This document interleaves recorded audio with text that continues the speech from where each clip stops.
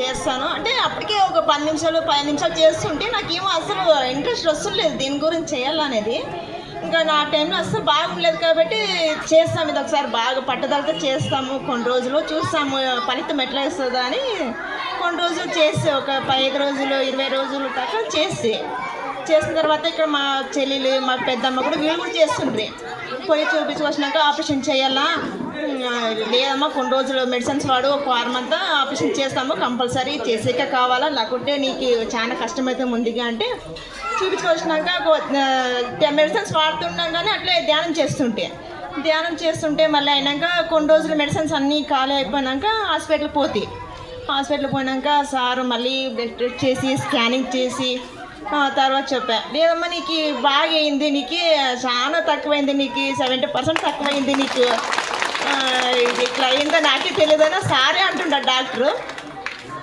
మళ్ళీ ఏం సార్ మళ్ళీ ఆపరేషన్ చేస్తారేం సార్ అంటే అవసరమే లేదమ్మా నీకు ఆపరేషన్, నీకు 90% బాగా అయిపోయింది, నీకు ట్యాబ్లెట్ మెడిసిన్స్ ఇస్తాను, నువ్వు అవి వాడితే కంపల్సరీ నీకు అసలు ఏమి కాదు అనేసి డాక్టర్ చెప్పినాక మాకు సంతోషమైంది.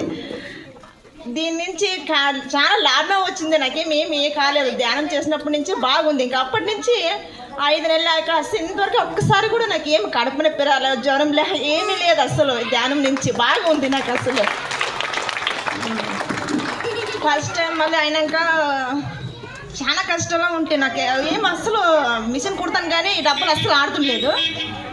ఒకరోజు సడన్గా అంటే మేము చీటీ వేసుకున్నాం అనమాట, చీటీ కట్టాలి, ఒక 10,000 కట్టాలని, ఇట్లా చేయాలా, ఎవరిని అడగబుద్ది కాదు డబ్బులు అని నాను ఊరికి ఏముంటే ధ్యానంలో చేసుకుంటా అనుకుంటే ఎట్లా దేవుడా ఎట్లా అనుకొని చేస్తుంటే నాకే తెలీదు, నా అకౌంట్లో నాకే 45,000 డబ్బులు పడినాయి. అవి ఎవరికో కూడా తెలియదు అసలు, అది నాకే షాకింగ్ మిస్ అయిపోయింది. దాంట్లో డబ్బులు కట్టినాక దీని నుంచి నాకు బాగుండదు అని నాకు అప్పటి నుంచి ధ్యానం చేయాలా అంటాను. అంటే ఇంట్లో పిల్లలు గలాట ఇది ఉంటుంది, అయినా చేస్తాను ఒక 20 నిమిషాలు అర్ధగంట సేపు, పద్దెనాన్న లేకపోతే సాయంకాలం అన్నా చేస్తాను.